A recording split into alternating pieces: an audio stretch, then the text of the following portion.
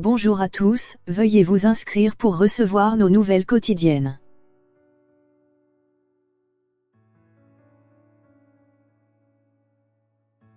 West Ham a été profondément malchanceux de perdre face à une équipe très morose de Manchester United.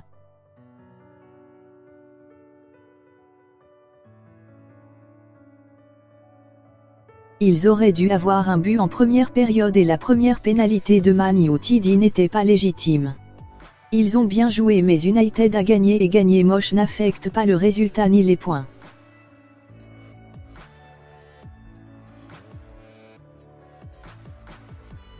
Sir Alex Ferguson a qualifié de obscènes les efforts de West Ham United contre son équipe de Manchester United, opposant leur désir de les battre en 1992 lors de la course au titre avec la forme effroyable qui les avait déjà voués à la relégation. En 1995, le match nul de West Ham avec Man United à Upton Park le dernier jour de la saison leur a coûté un tour de passe-passe.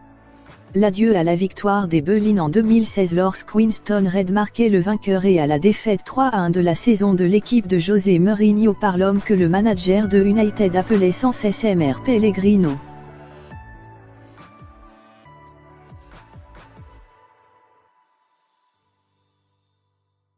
On peut donc s'attendre à ce qu'il soit aussi enthousiaste que Coleman aujourd'hui, d'autant plus que United a perdu 4 de ses 5 derniers matchs.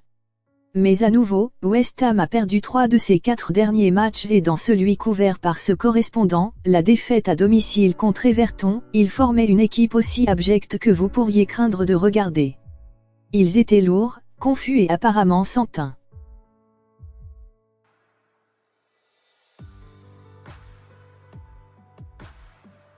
Pendant un certain temps, Mark Noble et Declan Rice ont donné au milieu de terrain un peu de mordant et de caractère, mais ils ont été vraiment terribles dans ce match.